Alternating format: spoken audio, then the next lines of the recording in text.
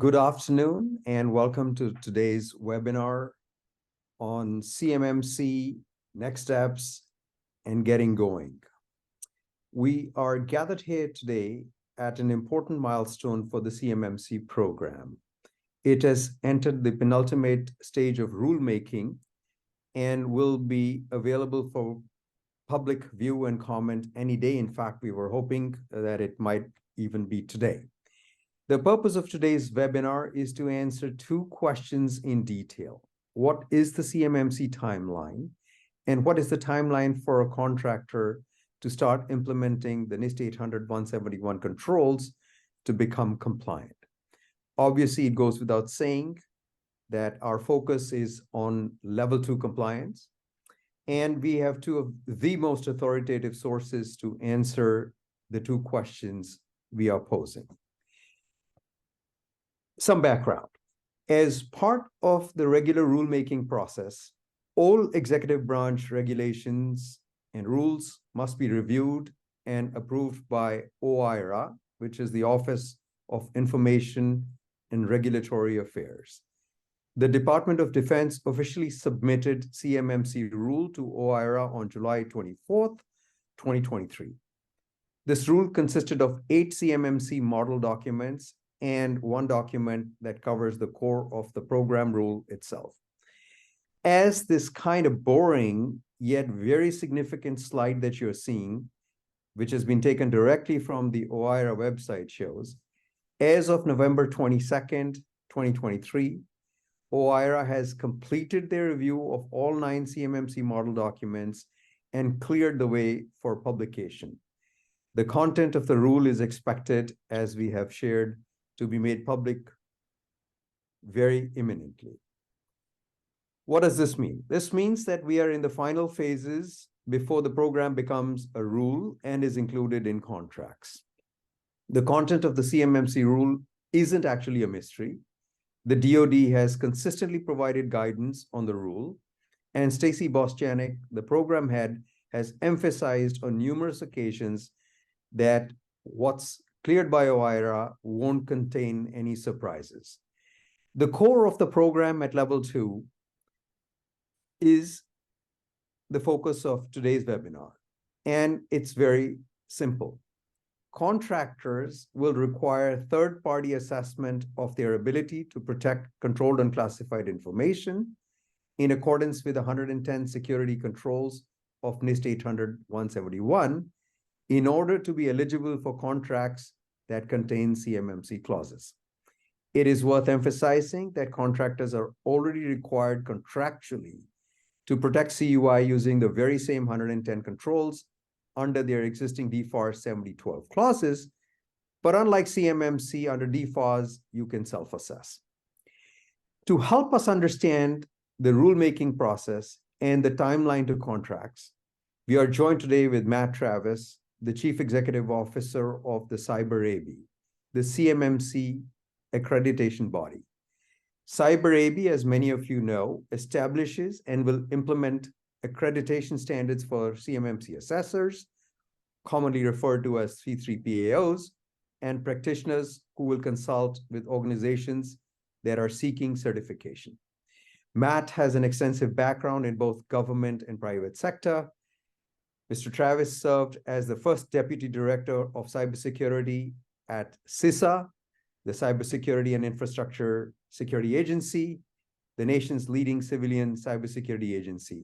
There, he designed and led the internal transformation of the organization following its creation in 2018 and was responsible for overseeing day-to-day operations of the $2 billion 2,000 employee agency. Matt's a former naval officer and has also worked in the White House liaison office to the U.S. Navy Secretary. His private sector experience includes working as Vice President for Homeland Security at Cadmus. Please welcome Mr. Travis. And second, yeah. Good to be with you, Sanjay. Thank you. You're very welcome. Thank you very much for joining, Matt. And since CMMC is all about C3PAO assessments, many of which are actually already happening now under this thing called JSVA, or the Joint Surveillance Voluntary Assessment Program, and will be happening in the tens of thousands under the CMMC program. We are also joined by Scott Singer, Chief Executive Officer of CyberNINES, which is an authorized C3PAO. He will provide guidance on preparation for both GSVAs and CMMC assessment. Scott, like Matt, is a US Navy veteran. He was a captain in the United States Navy with 30 years of military experience in both active duty and reserve roles. And more importantly, Scott is himself a certified CMMC assessor called a CCA, certified CMMC professional called a CCP, and a CMMC provisional instructor.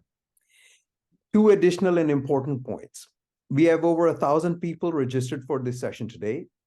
Many of you will have questions that aren't covered in our session with Matt and Scott, or want to understand what they should do as next steps. So we have set up a breakout room staffed with certified CMMC professionals to engage one-on-one right after the webinar. Also, as soon as the rule is made public, we have requested, and Matt has graciously agreed to providing an interview in which he describes the content, and we will email you that presentation as soon as it's available. So with all that said, let's jump into the Q&A. Let's start with the most important question, Matt. Could you help the audience understand the rulemaking process for CMMC? Where are we and what's next?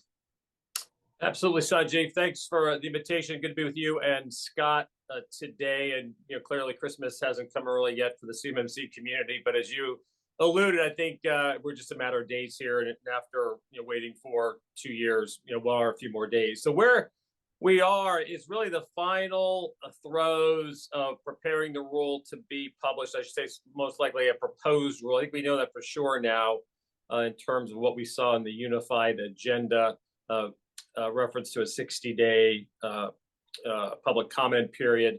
But until we see it, we only assume it's going to be a proposed rule.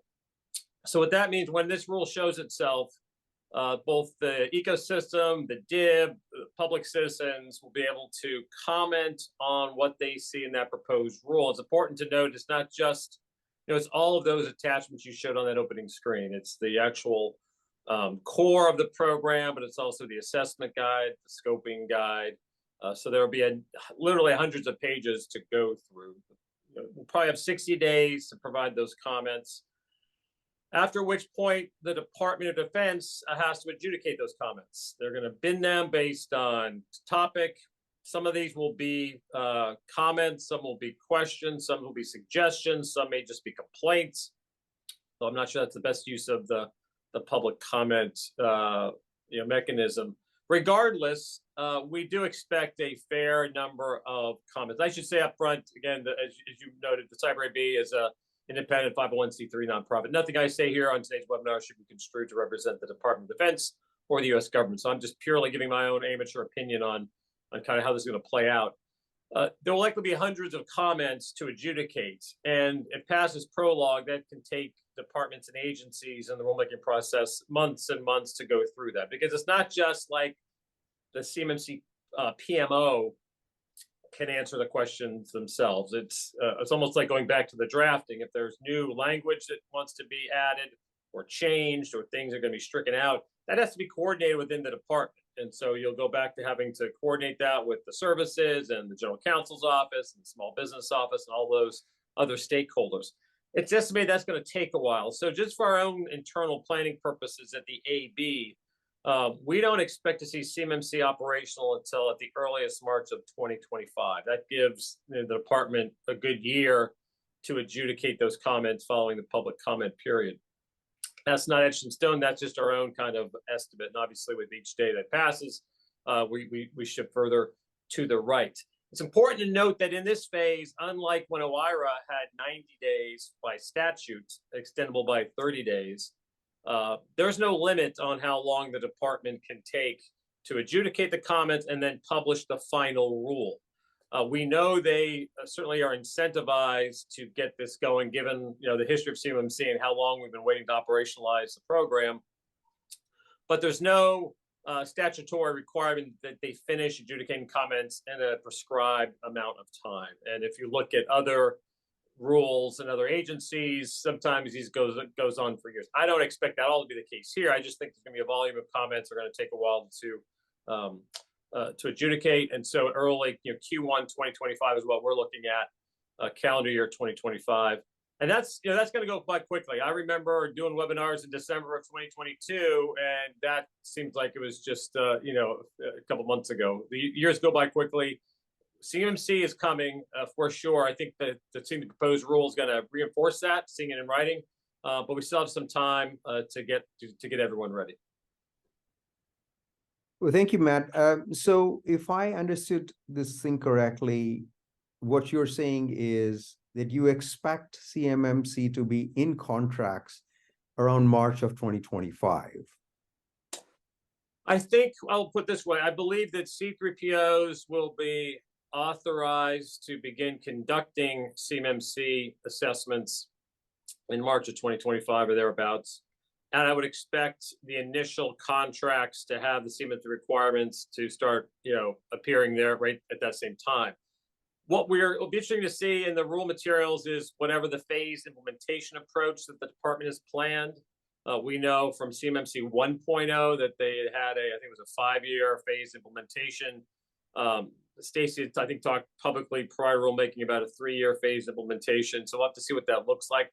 I've said all along, I think the demand signal for assessments will be somewhat independent from the amount of contracts that have requirements. Because if you're already in the DIB and you are, you're wanting to be available to go after whatever procurement might come through, you wouldn't necessarily wait for the one that you're, an incumbent on or the one that you're partnering on to have the requirement to get certified. I would expect the number of DIB companies who have been spending this time to implement 800-171 will want that certification out of the gate. So we are kind of planning for a bit of a bow wave at the beginning. And we'll have to see what the implementation plan that the department has laid out in the rule.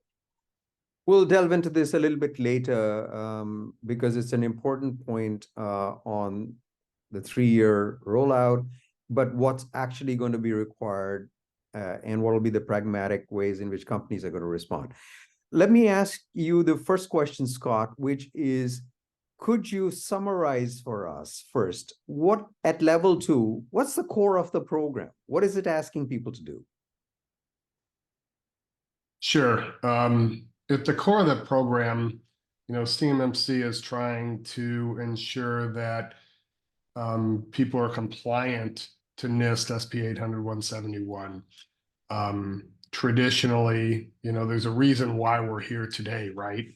OIG found they found that, a small percentage, 15-20%, might be a little higher of OSCs or, actually DIB companies out there were actually, fully compliant to the framework. And so we're here, CMMC is in place to try and ensure that there's a third-party assessor organization that's going to ensure that that's happening.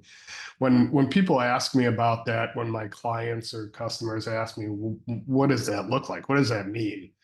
And a good majority of the folks that I work with also have to meet AS 9100 compliance in aerospace. And I equate it to that. So I equate the program to, think of it as the auditors are coming in to audit your quality system. Only now we're talking about a quality system that has to meet cybersecurity requirements in this NIST framework of these 110 controls. So I'll stop there. Thank you. I think it's pretty clear, and that's what's required by DFARS. We're going to emphasize that and go into it a bit later. So I want to switch now. Okay, so CMMC at level 2 is going to ask for these 110 controls to be met. There are these things called the joint surveillance voluntary assessments that are already underway. Can you tell the audience what are they and what do you expect those to do in 2024? And Matt, certainly please feel free to comment on that as well. So I'll give kind of a high-level definition of what this is, and because Matt, I think, has taught me well on what it is. And then Matt can kind of give his perspective on what he's seeing with DoD and how it's playing out. But for us, JSVA, so you've heard that acronym, and this is a heavy acronym space, so I'm warning you right now, but JSVA is Joint Surveillance Voluntary Assessment.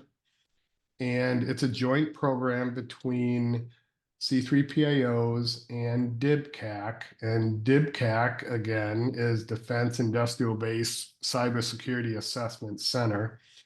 And it's taken me a long time to get that last C part because I always had no idea what the C at the end of DIBCAC was, but it's center. And they're part of the DoD Defense Contract Management Agency, so DCMA. And so it's a sub-agency underneath there that's responsible for, ensuring that DIB contractors meet cybersecurity requirements. So this program allows DIBCAC to join an authorized C3PAO, do an assessment, and then get a DIBCAC high assessment posted in the supplier performance risk system. And so before this was allowed, they did a lot fewer of these DIBCAC high assessments. This program has allowed them to open their aperture and do more assessments. And at the end of this right now, the goal is, because it's not a written law at this point, but everybody's under the understanding that if you score an 88 or better on the assessment, which equates to, by the way, 80% of the 110 controls, if you score that 88 or better, then the C3PAO that did the assessment will be allowed to issue you a level 2 certification when the rule becomes a regulation in the DFARS. So, and also obviously 32 CFR and 48 CFR, but that's the program as I see it. But, I thought I'd turn it over to Matt, to see, well, first of all, we are seeing more demand for this in our clients and customers wanting to get on the list for JSVA. But maybe Matt, you can talk about, where this program is at. Yeah, Scott, that was a good overview. And I think it's important to keep in mind, the purpose of this, as Scott said, was one, it's a force multiplier for DIBCAC to be able to get eyes on more companies currently in the DIB that have active DoD contracts. And that's really the requirement, that you're either a prime or a subcontractor on an active DoD contract, and that you have self-reported scores and SPRS. But more importantly for our equities, it allowed authorized C3PAOs to start working. When CMMC 1.0 was paused and we realized we're going into a bit of a journey with the rulemaking, to the department's credit, they recognize we need to find a way to get C3PAOs some practical experience. And so joint surveillance was already an existing authority that DIBCAC has. It's not unlike if DCAA is doing a financial audit. They may use private sector accountants as part of that audit. If DCSA is doing background checks for security clearances, they will sometimes use contract investigators. This is the same concept as DIBCAC using industry in furtherance of their own mission. The real novelty here is DoD's addition that those companies who voluntarily get joint surveillance assessments jointly by the DIBCAC and C3PAO, that is the intent of the department for those that score to get that certification. And so it really provides it's an early mover program. We can't call it CMMC and we can't call it certification yet, but it's widely expected that the rule, when it shows itself, will have language that will allow those C3PAOs to go back. There'll probably be some type of, attestation, verification that the conditions under which the C3PAOs and DIBCAC assess these companies are still being maintained. But in essence, it allows DIB companies who have implemented the standard, who want that market differentiation, and de facto get more time on the validity of a cert, because that 3-year clock, CMMC assessments are expected to be valid for 3 years. You get a joint surveillance assessment here in 2024. If CMMC doesn't start till 2025, you're essentially getting 4 years on your validity of your CMMC cert. So that's the real incentive that's there. But I think it's also an opportunity for DIB companies to kind of, walk the walk, talk the talk, show the department that they take cybersecurity seriously. And we really appreciate the DIBCAC being creative to fold this into their program. They're currently clearing candidate C3POs.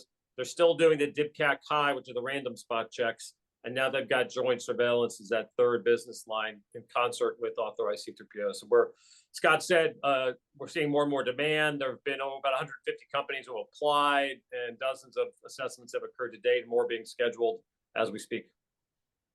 So that's a pretty interesting number. Several hundred companies are already in queue for the GSV assessment. And again, I would like to emphasize that when the rule becomes public, which is imminent any day, that'll contain the language that actually authorizes that, hey, if you've done this GSV assessment, then if you successfully complete a score of X and above, that will give you a level 2 certification when CMMC goes into effect. So that's an important thing that you've clarified. Matt, let's go back to clearing some popular misconceptions. So the CMMC program, the DoD has said, will have a 3-year rollout, which means that it will take 3 years from the start of the program to the point when every contract will include CMMC certification. So some interpret that as saying, oh, okay, I got 3 years to comply. So CMMC is coming out, say, next year, or it'll take another 3 years. So I got a lot of time to comply. That is obviously incorrect unless the contractor's goal is to only secure a contract in 2028. But I think that you've mentioned about the bow wave, and I think the audience will appreciate your commentary and clarifications on this topic. What's exactly going to happen with these 3 years, and what's going to happen in practical terms in terms of organizations actually becoming compliant much sooner than the 3 years? Sure. Well, I think we got to wait to see how that 3-year phase implementation is architected by the department. I think there was, some inadvertent and premature release of some estimates in the August posting of some of the rulemaking materials that gave some insight into some of the numbers that the department might have been considering. We'll have to see if those are still what come out in the rule. But it's partly a recognition that the program needs to scale with the capacity of the ecosystem. So I was very pleased last week to authorize the 50th C3PAO into active marketplace status. And so people are often clued in on, well, how many C3PAOs do we need? I'm more concerned with the number of individual assessors who can get certified through the CAICO, because ultimately that's the people conducting the assessment. We can have as many C3PAOs as we want, but if they're not assessors out there whom they can hire or contract with, then we're going to have a throughput problem. So I think the department always recognized that on day one, we don't just flip a switch and put CMMC requirements in every outgoing DoD contract. I think they have stated publicly it's not going to be retroactive, so they're not going to be modifying existing contracts. As new contracts come up for bidding and as existing contracts come up for renewal, that's when you'll see those CMMC requirements being inserted. And they're going to want to do that with a recognition and acknowledgement of where the ecosystem currently is in size and capacity. So we're certainly incentivized to continue to try to recruit more assessors. There's a whole bunch who have started the application process, but who either haven't taken the course, either as CCP or CCA, or taken the exam. And we can understand that, right? Because it's very difficult to monetize that investment. If you're an assessor, there's joint surveillance going on, but not at the scale that's going to support thousands of assessors. So we do hope that once this rule shows itself, that'll be a bit of a stimulus to get some of those folks off the couch and into the classroom and to get certified. But we'll need to be in concert with the CAICO and hopefully DoD to be a little more active on the recruiting trail to get more assessors. I think to your point about that bow wave that we spoke earlier, I still believe that there is going to be an independent demand signal that is detached from the requirements in contracts for the DIB when CMMC starts. I know I don't want to be a grammar nerd here because I know the term compliance and comply used all the time. Technically, this is a conformance regime, right? We comply with the speed limit, we comply with the law. The department is looking to start doing business only with those companies who conform to their cybersecurity standards. And I think if you're a business working in the DoD market, I certainly, having owned one that was a DoD contractor, You want to be able to say, yeah, I walk the walk, I talk the talk, I conform to, I meet the standard that DoD has required its business partners to attain. And regardless of my contract requires me to, DoD now has a formal program validated by rulemaking that says I need to do this, and I'm not going to wait for the contract I'm going after to force me to do it. I think you're going to see a number of companies take that approach. Therefore, I think the number of organizations seeking certification in those early stages is going to be a different number than maybe what DoD is estimating. We'll have to see how that plays out. That's what we're preparing for, which is why we want to spend a lot of 2024 building more capacity in the assessor cadre. I want to also go back to this question in a slightly different way. There is obviously CMMC compliance and certification, but regardless, since DFARS requires you to be implementing those NIST 800-171 controls, is there validity to saying, well, I'll wait for 3 years because CMMC is coming for me to implement those NIST 800-171 controls? So you look at, from a contractor's perspective, there's 2 phases. Phase 1, implement the controls so that you are ready for a CMMC or a DIBCAC high assessment. And the second is the question of when you get that assessment. Again, some, particularly in the SMB segment, think, oh, since CMMC is going to roll out in 3 years, I'll get around to implementing NIST 800-171, 2 years, 3 years from now, and at some point I'll get, compliant. I want you to speak to a little bit about the flaws in that logic. Yeah, no, and I should have hit on that right out of the gate, because you've touched on something that is one of the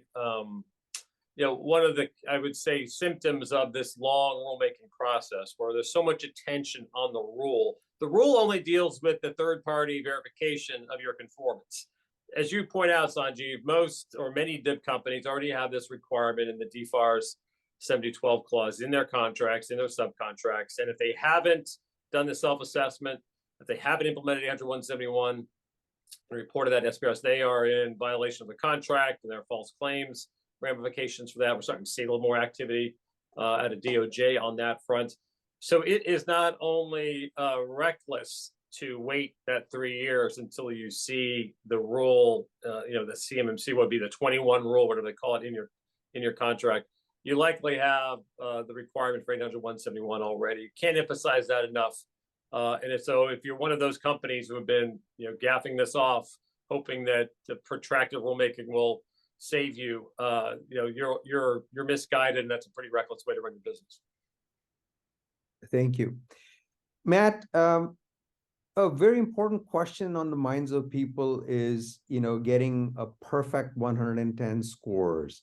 And so I want to ask you a little bit about, is a perfect 110 score required, or are poems allowed? And in the past, you have spoken, as has Scott today, about 88 as the threshold for compliance. I'd love for both of you to elaborate on what is this 88 score and where are poems allowed and disallowed. So kindly address that for the audience. Scott's the certified assessor. I'll let him take the first crack at that. That means I have to come off mute. So I guess the way that I would approach that is that I don't want to say that. So it's difficult to get at this if you're not, really kind of digging into the details of this process. And hence, having the RPOs and the C3PAOs helping you get through this is critical. But that 88 number. So again, it's 80%. Okay. The scores range from -203 to positive 110. And, as you might think, what the heck is -203 to 110? So the score of 88 comes out of the fact that for every control that you've actually implemented, in essence, you get 1 point. You don't get a point subtracted, let's put it that way. And for every control that you haven't met, it's going to subtract 1, 3, or 5 points. Okay, so that's how you get to that -203. So, that 88 number is just a number that they came up with. the fact is, once you do get, and the rule does come out, and you still have to get to 110 to keep the certification. And so I'm having like one of those senior moments, Matt. I think it's 180 days that you have to get that completed. We'll have to see, right? So the department early on, when it announced CMMC 2.0, this is back in November of 2021, gave some of the the anticipated top lines of the revised program. So we do expect POAMs to be a thing in CMMC 2.0 or 2.1, whatever we call it. POAMs were not allowed in CMMC 1.0. I think verbally we are under the impression there'll be 180 days to clear a POAM. We'll have to see what the rule says. That in fact is still the case. So, it's not due to your question. We really do need to wait to see what this proposed rule says about the scoring protocols on a CMMC assessment, because, one of the differences between the DIB-CAC high, which is really what joint surveillance is, and what at least CMMC 1.0 was. 1.0 was a pass-fail, met, not met. DIB-CAC highs have a score. It'll be interesting to see what the scoring model is for CMMC 2.0 or 2.1. Matt, I'd also, and Sanjeev, I just want to add that POAMs come out of the NIST framework. So that's where they're defined, the POAMs, and allowed to have the POAM. And CMMC is, the conformance, model to ensure that, the NIST framework is being met, right? And so, CMMC, right, can tell you, the rule can tell you whether you need to have all 110 or 88 or whatever that comes out in the rule eventually.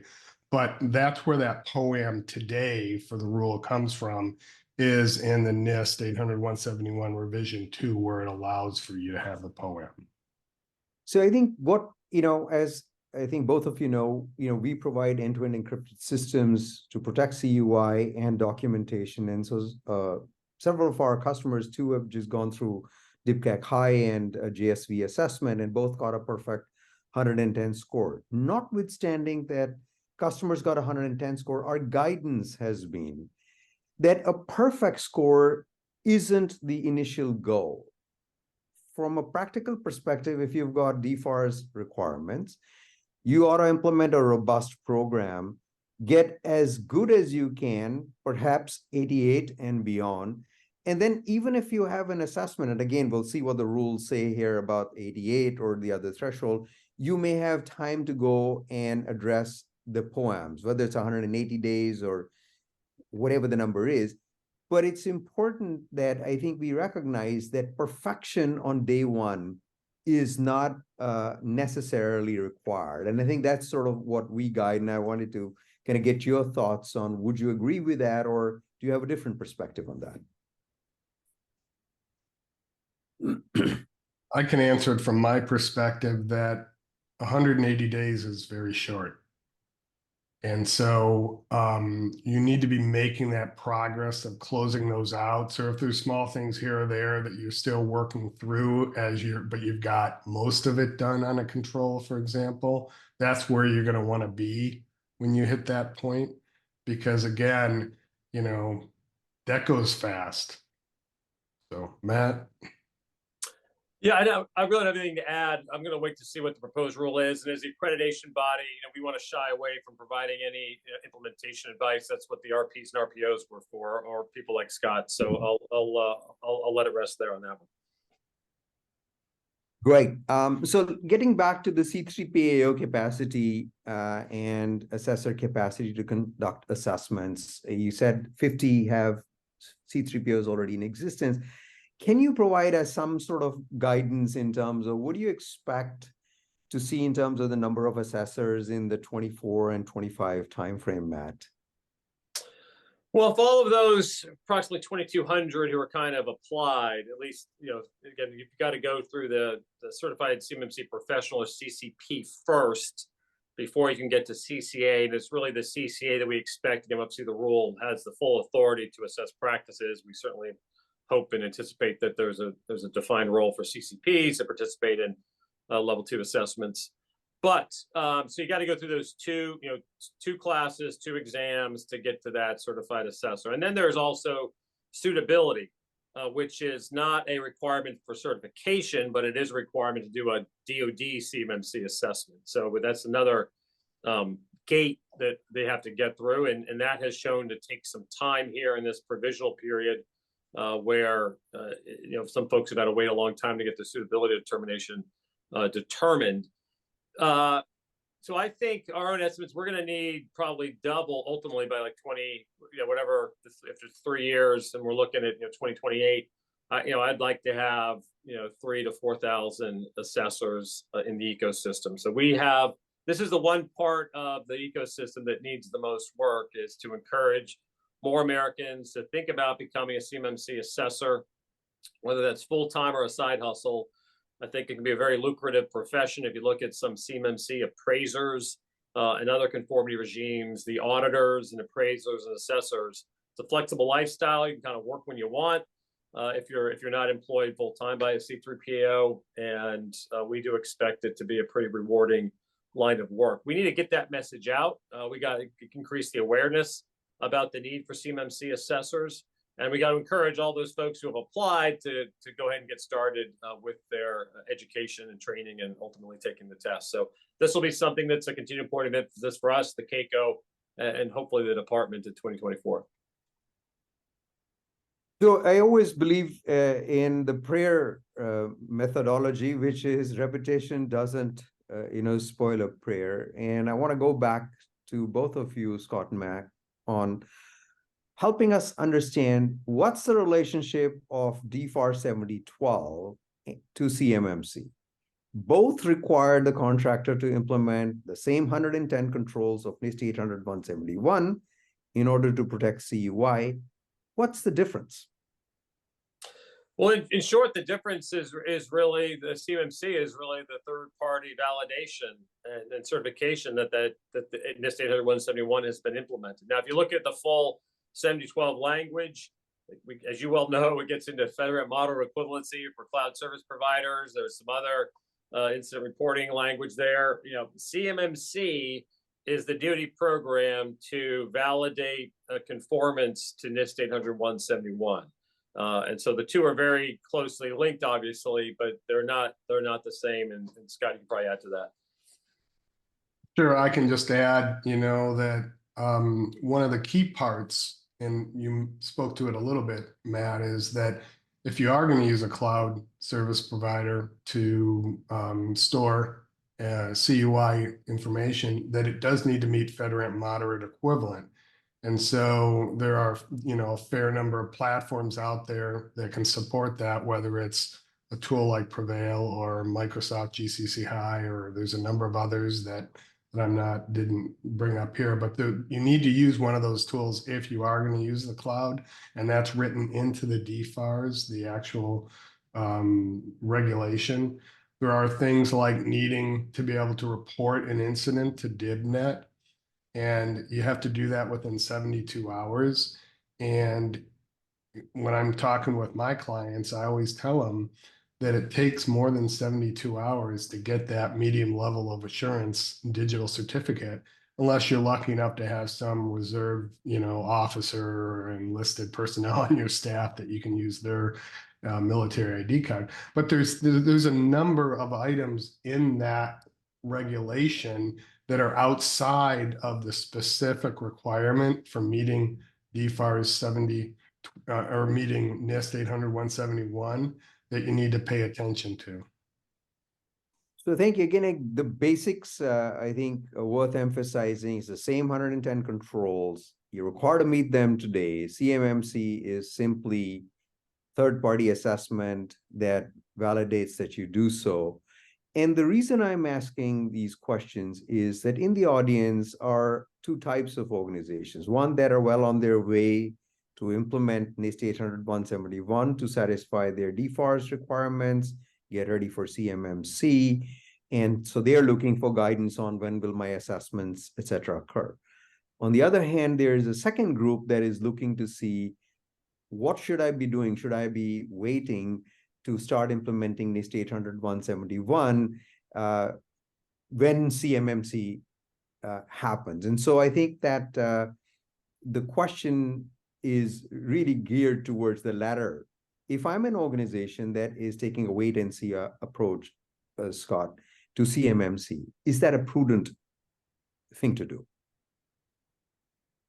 Well, the short answer is no. Bottom line up front, no. You need to get started now. The current DFARS, and again, DFARS, for people that don't know, Defense Federal Acquisition Regulation Supplement, it's the current acquisition regulations you need to meet. And there's more than just cybersecurity acquisition regulations out there, but for the cybersecurity side, you have to meet, 3 key ones today, which end result is being NIST SP 800-171 compliant. And then you have to post that score in the supplier performance risk system. And these are flowing down from, if you're not a prime, to the government, you're going to get representations and certifications from the prime asking you to meet these requirements. We have seen the primes starting to put a little bit more pressure and squeeze on these, meaning some contractors are asking, have you completed 100 of these controls? Okay. I've had some contractors require that you have at least 90 complete before they will actually issue you a purchase order. So regardless of what's happening with the rollout of CMMC, the primes are trying to prepare their supply chain to get ready for this in time so that they don't lose key suppliers as part of this. I mean, they're trying to manage their supply chain risk. And I know I got a little bit off the question a little bit, but it really have to pay attention to this now if you're one of these suppliers that's 2 or 3 levels down the supply chain. If you want to stay being a key supplier to one of these prime contractors.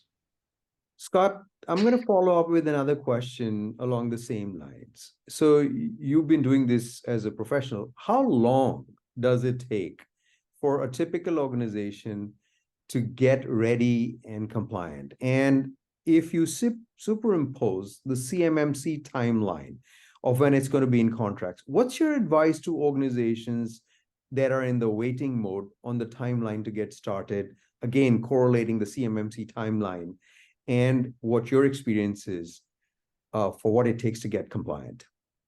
Sure. So just to give some context, as a C3PAO, we have been doing some consulting to help companies get compliant. However, as we do that type of consulting, we're not able to then be their C3PAO when they need to go out and get that assessment done when it becomes a requirement. So in order, so we're helping companies move along. We're seeing that go from 12 to 18 months to get fully compliant. And it depends a lot on the amount of resources the company can put on this project. Okay. It requires work. I mean, there's process, there's technology, and there's changes that have to happen within that organization. And ideally, they want to embed all this into part of their current quality management systems.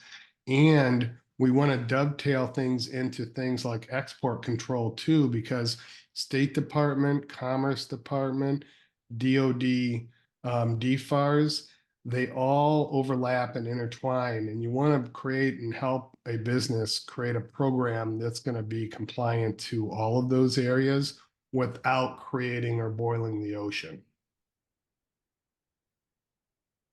So I think this is an area where we do actually help out ourselves. I mean, we see, again, it takes time to do so, skill levels vary, and so we provide not just the systems for CMMC and 800-171 compliance, but also ITAR, but more importantly, documentation, because it's one of the most important things to demonstrate compliance. So on that note, what are the key areas of deficiency that you're seeing in organizations that seek 800-171 and CMMC or GSV compliance? Sure. So this actually has come up a number of times lately, is that somebody will ask us, hey, we want to do a joint surveillance JSVA, and we'll say, okay, great, let's do kind of an intake to see where you're at. And one of the things to start with is just do a quick overview of some of that documentation, their system security plan. Believe it or not, what we're finding is that they did this against revision 1 of the NIST SP 800-171 controls, which at that time didn't have assessment objectives built into it. And so revision 2 came out in, I think, January 2021 and introduced 320 assessment objectives. And so if they haven't gone to that level to ensure that they're meeting all of those 320 assessment objectives, then we're starting right away at a point that is going to be difficult for us to really do that full assessment of them.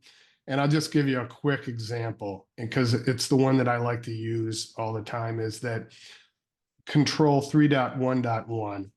It requires you to authorize users, processes, and devices, and then show that only those users, devices, and processes actually have access, okay? Seems pretty straightforward, black and white, simple, but often what we find is they've got a good process in place for authorizing the user's access to CUI, but there's nothing there for devices or processes. So right away, we start from a place where they're kind of missing something. Cool. So as we kind of start wrapping this thing up, Matt, as soon as the rule comes out, we will record your summary and commentary on it, and we'll provide it. But I again expect there to be not much different than what you have provided over here, except several details, for sure. But more importantly, the question is, how will the Department of Defense, particularly Stacy and the program office, communicate the summary of the program to audiences directly? What are you hearing? We'll have to see. I think there's been some expectation that the department will host some type of forum or town hall event sometime during the public comment period. I think maybe to give more context and rationale to some of the language. They're not going to do that on the AB's town hall forum. The rulemaking process, even though the once the rule, the proposed rule shows itself, we're still in rulemaking, and so there's still a lot of requirements and restrictions on when the DoD can speak publicly. And so when they do, it has to be advance notice. I believe they have to make sure the transcript is put in the Federal Register. It has to be open to as many people as possible. So they can't just kind of talk off the cuff like we are here. But I would expect there to be some type of communication to the DIB and to the ecosystem after the proposed rule is published. Thank you. And so my very last question over here is to Scott. And a fair number of people are asking that NIST 800-171, which is in currently Rev 2, is going to be and is imminently updating to Rev 3. How does that impact the CMMC program, and how does it impact their implementation? And while you're answering this, I'd like to request, Orly to kind of put up also on the slide, format, the access points for the breakout rooms, so that at the conclusion of this webinar, after this question, audience can go and ask questions directly and have yet another opportunity to get a CCP's opinion on that. This may be better for Matt to answer, but I can start in that with Rev 3, that with DFAR 7012, it does state in that DFARs that when you're awarded the contract, that you use the current revision of NIST SP 800-171 as your framework, okay, to meet DFAR 7012, all right? So what does that mean in reality is that historically, when the Rev 2 came out, they gave a period of time for companies to meet revision 2. They didn't immediately say you had to meet that requirement. What they're going to do here, you know, we don't know, but if we assume they're going to follow a similar path, there'll be some time frame. But Matt, have you heard anything different related to this? I think you're right, Scott, in terms of how you depicted that. We would expect there to be some reference to Rev 3 in the rule in terms of, I guess they call it a class deviation or essentially a grandfathering clause. You know, frankly, from an AB and CAICO perspective, you know, we need to work with the department to figure out how we update the training of assessors and how that impacts certification or continuing education for assessors, because, you know, additional content is in Rev 3. We're going to need to incorporate that into the training blueprint and the exam blueprint and all of that. So we'll certainly, you know, the CAICO will certainly have work on its hands. We'll need to update the RPO training program to reflect Rev 3. But I think overall, Scott's right. I would expect, don't know, that there'll be some reference in the rule to the I think what they call class deviation in terms of the grandfathering. And I think that's the key point over here. Yes, Rev 3 is coming, but it is absolutely, in my judgment, highly unlikely, given all the precedents over here, that it is required to be an immediate cutover to Rev 3. That's not how the government works. That's not how regulations work, whether it's FedRAMP or Rev 2 or Rev 3. For the audience, what's important to recognize is, yes, Rev 3 will happen, but there'll be plenty of time for you to adjust. With that, I think I want to thank both of you for your comments, for joining us. We look forward to continuing this dialogue and having you back again, Matt, hopefully, as soon as the program is unveiled at this grand unveiling, and for you to provide your sort of more, you know, official update, which we will certainly be sharing with the audience. So I want to thank you.